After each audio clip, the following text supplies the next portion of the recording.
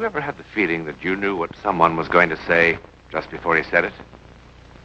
Or have you ever walked into a strange room and had the sensation that you'd been there before? Well, if you have, you've taken a small step beyond. Now watch a giant step.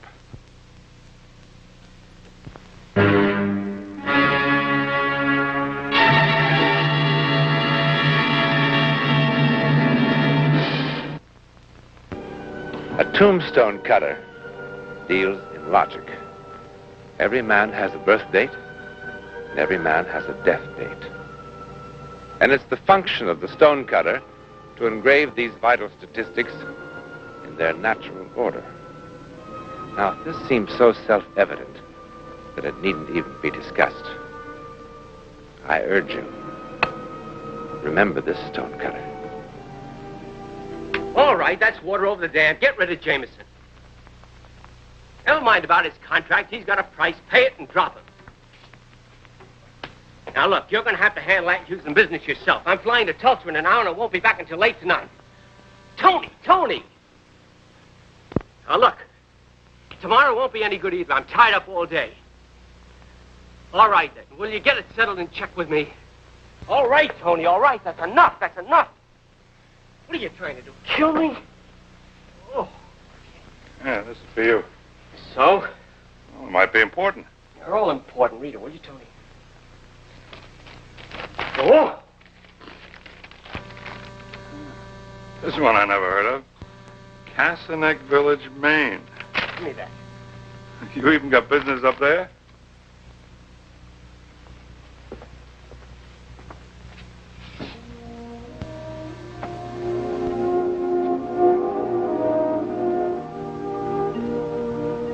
Bad news?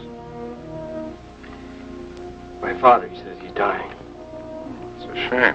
How long has he been sick? How would I know? When do I ever hear from him except once every 6 months he sends a card wanting to know when I'm coming back for a visit. When do I ever get time to visit anybody? He lives there, I live here. I send him checks, he sends them back. Now this. I'm dying, come tomorrow. Maine's a long way. You gonna fly? Done.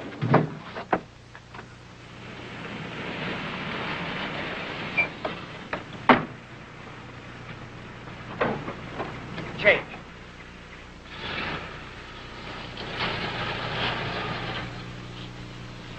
Dan, come over here, boy. Ain't in no condition to go to you.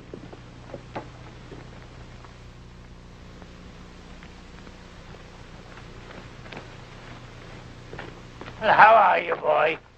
Didn't expect you for a couple of hours yet. What the devil do you think you're doing up there? What the devil does it look like? I was fixing to finish this off, but seeing as how you brought visitors, I reckon I'd best come down for a little handshake and welcome to you. Name's Lockhart. I'm Dr. Halsey, your son's physician. And it is Doc Simmons sitting with me. How do you do, Doctor? Now, just exactly what's going on here. Well, now, it's right good to see you, Stan. Look, what kind of a joke is this supposed to be? You scare me into getting a doctor and flying 3,000 miles because you're supposed to be dying today, and look at you. He's young yet, boy. What are you talking about? Up on a ladder painting a house? And you there, telling me tomorrow it'd be too late. Reckon it will be. Well, have you made a diagnosis, Doctor? You could call it that. Dying up on a ladder painting a house. I don't know of any plan that a man has to lie down to die. I was sort of planning on visiting with you, not arguing. Ain't much time left for arguing, you know. Oh, Pop, what do you want to talk like that for? What do you want to try to scare me with a trick like this for? Oh, you're sick? You're feeling bad? Oh, never felt better in my life, as a matter of fact. Examine him. Take him in the house and examine him. And if I find that this is just an idea of yours to try to get me here... No call for so much shouting, boy. Don't remember how you used to be so much of a shouter. Used to be more quiet like. Look, I didn't come here to discuss... Give him a thorough physical. Do I have permission to examine your patient, Doctor? Oh, go ahead. Make you feel better than if I just tell you what I found. Mr. Lockhart? Sure. I'll get the other side of this finished today. Even with time off, I reckon. Now, suppose you tell me what this is all about. I want to know everything. I never lied to a patient or his folks yet, Stan.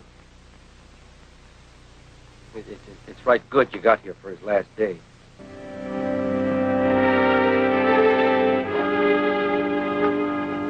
Well? Well, his heart's about as good as yours or mine. Blood pressure's probably lower than yours is at the moment. His muscle tone is extraordinary for a man of his years. Reflexes normal, kidneys... In other words, there's nothing wrong with him. Well, doctor, have I overlooked something that you found? Nothing there. All right, I've had enough. I suppose you tell me what makes you or him think that he's going to die today. No. Don't tell him, Doc. Show him. Maybe I ain't seen this son of mine for under 15 years, but I'll wager he ain't changed that much. Talking about something never proved nothing to Stan. He's got to be showed. Show me what, Pop? What are you talking about? Doc will show you, and then you'll know. And then maybe we can quit this arguing and have that little visit together. Go on, Doc. Take it there. There ain't much time left. Boy, I've never seen anything as ridiculous in my life. Pop, come back. Will you come back here? Wait a minute. Like you said, there's no use arguing. We'll take a little walk, and I'll show you the reason he's going to die today.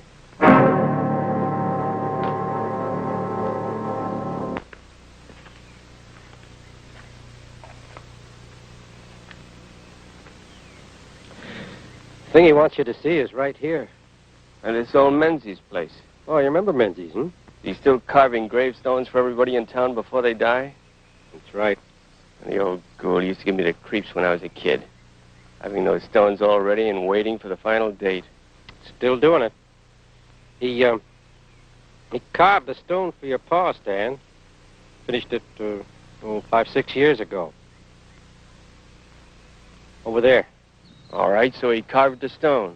Your pa's stone is different from the others, Stan. Come on, look.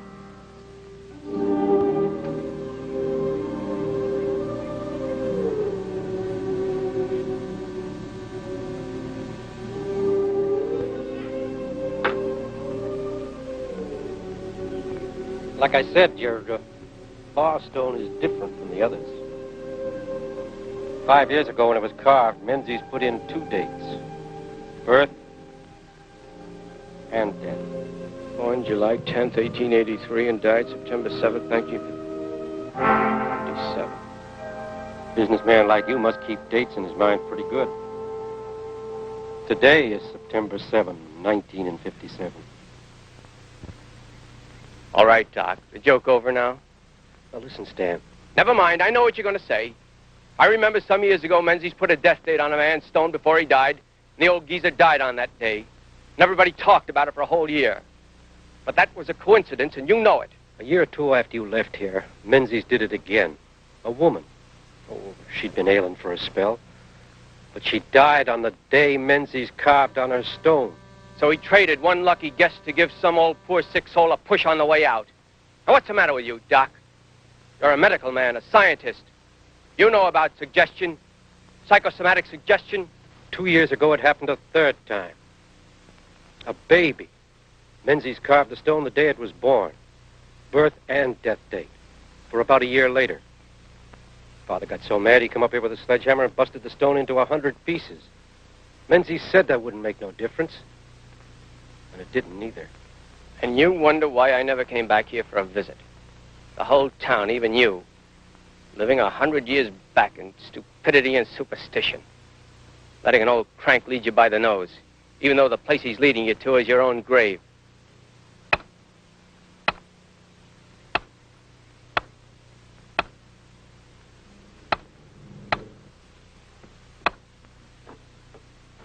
My name's Lockhart.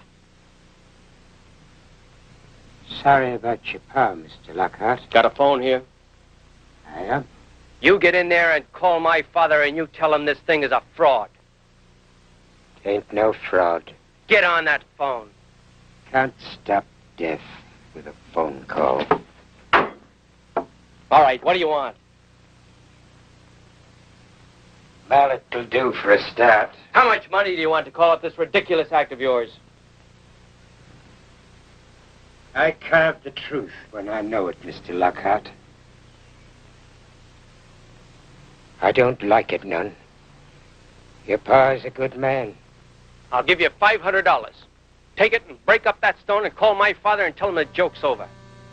Maybe you think you can buy yourself a lie with money, Mr. Lockhart. But it ain't going to change the truth. Go back home, Stan. Spend some time with your pa while there's still time.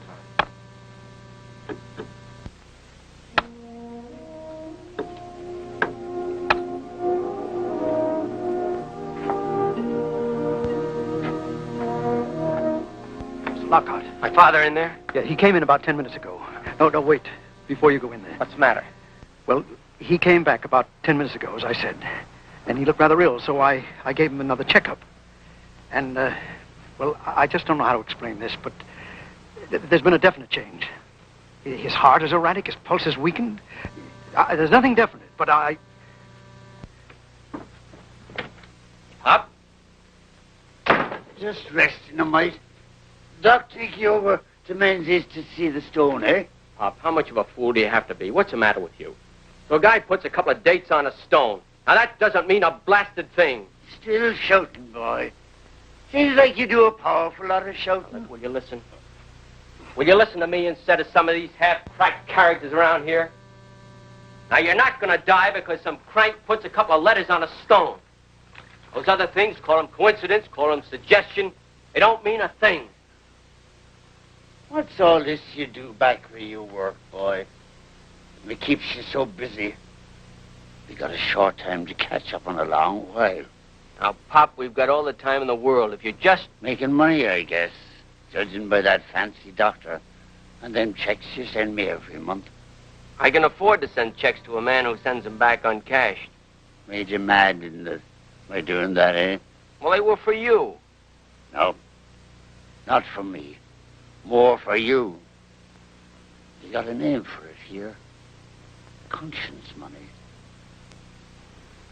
I don't want you having me on your conscience, boy. Now, look, Pop, let's get this straight. I don't have anything on my conscience. Now, maybe you have. Maybe that's why you think you're dying, because somebody says today is your day. But I don't. Always kept thinking you'd come back, Stan. Before now, I mean. Figured we'd get a weekend in fishing up at the range place.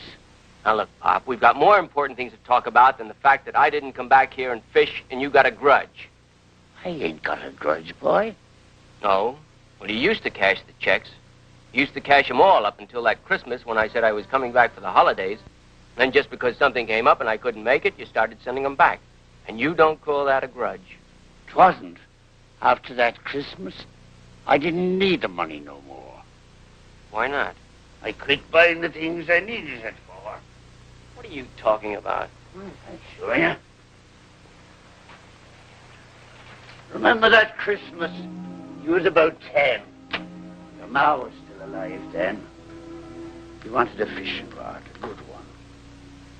If you didn't have money for no store rods, I made you one. You didn't say much, but we knew. Boy, 10, he wants what he wants. That Christmas, I reckoned you were coming back for a visit. I bought a rod. Got all kinds of stuff here. The gun you wanted when you was 12. Field glasses. That must have been the next year. Camera. Wristwatch. It isn't easy for a man to forget the things his kid wants that he can't get him. You mean you spent all this money I sent you for things to buy me? I had to use yours. Never could do it on my own. Pop? Wouldn't have told you. Except that you'd probably be wondering after I was gone. And you cleaning up things and found this stuff. Pop, I think maybe I'd best go sit down a while.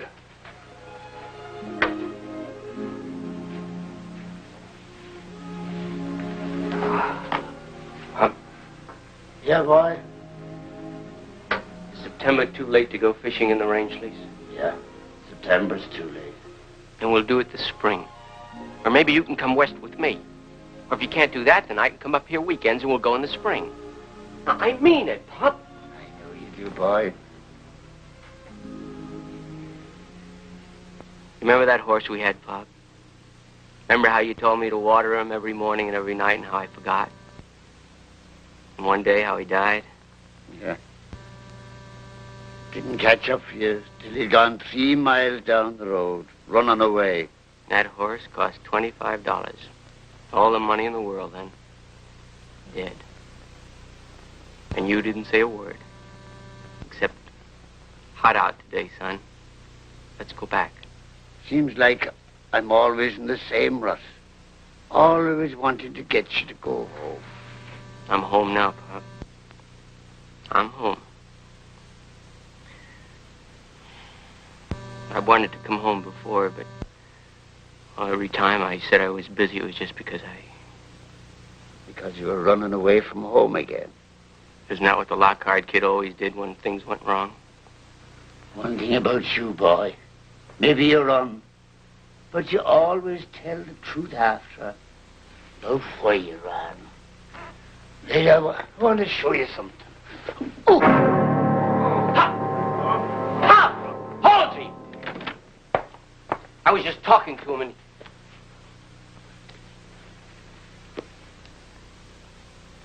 Cardiac seizure. But I can't understand it. His heart was in fine condition this morning. It still is. He's going to be all right. Just save him. I'll do what I can, Mr. Lockhart, but he's dying. That should ease the pain. I've given him some morphine and a stimulant.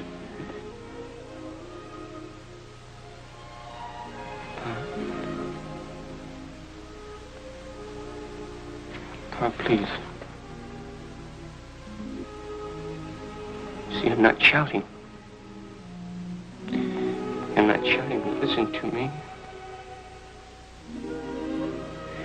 We've wasted so much time already. There are so many things for us to do together. Pop. Please.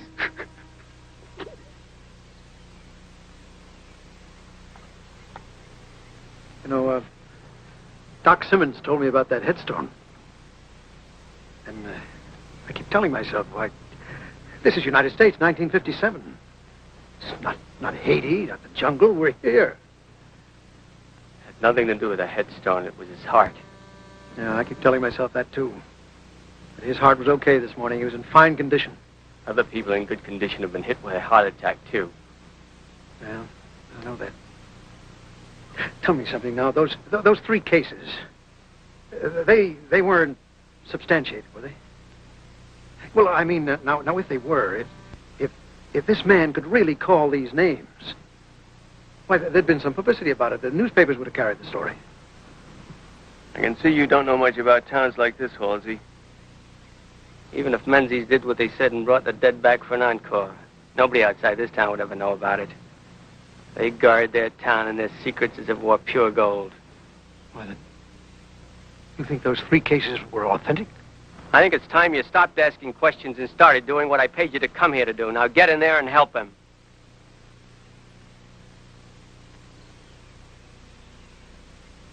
$500, $1,000, $2,000. Makes no difference what kind of money you talk about. Can't take it. Not right. You're a fine one to talk about what's right. You think it's right to kill a man? No blood on my hands, mister. What difference does it make you how you kill him? Your ideas or your hands? It's still murder.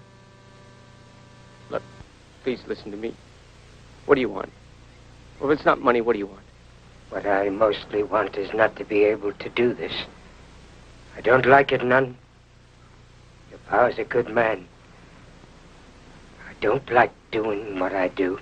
Well, then why do you do it? Seems like I can't not. Names, dates, I carve 'em.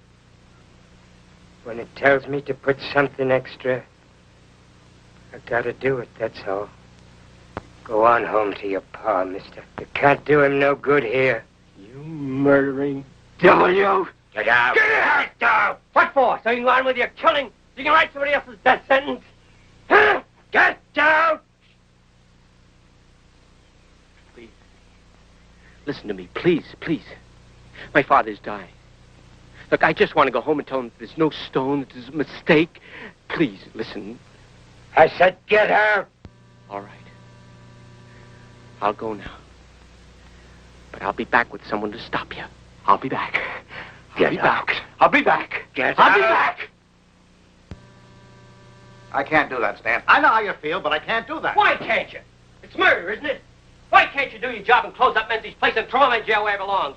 Why can't you do your job? My job is law, Stan, not persecution. You sit there and talk to me about persecution. Who's persecuting who? What about Menzies? Can't you understand, Sheriff, my father's dying? What does it take to get a town to do something about this? What does it take to stop a man like Menzies? Tell me what I can do. What anyone can do, and stay inside the law, and I'll do it. I can't throw a man in jail for carving a date on a stone. If I could, it would do no good anyhow. What are you all, dead in this town? Is that why you don't care if a man killed because you're dead anyway? Standing there letting a thing like this happen? How can we stop it? You tell me that. The father of that baby that got burned, he felt like you did. He came in here like you now, shouting at me to lock up Menzies. But I couldn't. Then he went out to the stone yard and smashed his baby's tombstone to bits. It didn't change a thing. The people in this town don't like this any more than you do. But what are we supposed to do? I don't care what you do. Just do something. Stop him. Stop him? Stop him from what? That stone was carved 5 years ago. Carved and finished. You want me to beg, don't you? Just like everybody else in this hick town, you want to cut me down to size and make me beg, huh? All right, I'm begging. Just stop him, will you? Arrest him, run him out of town, do anything, please, but just stop him, will you? I've wasted a lot of time. My pup and I, we've got so many things to do together. We just have so many things to do together. Sheriff Allen speaking. Hiya, Doc. I got. Came in a while ago. I'll tell him. Look, just get Menzies to come with me to Pop's, will you? Now, that's not breaking the law, is it? Huh? Just get him to say it was a mistake? Stan, that was Doc Simmons called. Sorry, Stan. Your pa's gone.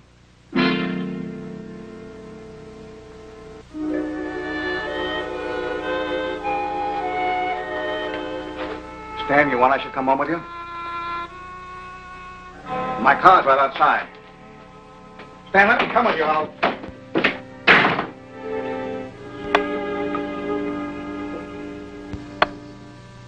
My father's dead. I figured.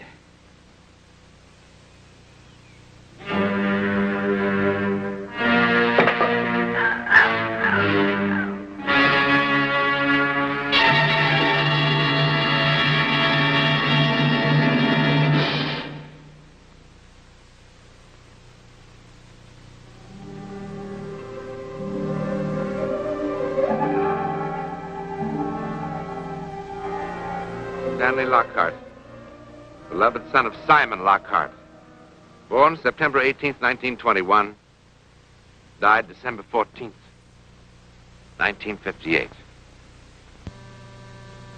Died executed by the state on that day for the murder of Peter Menzies, stonecutter.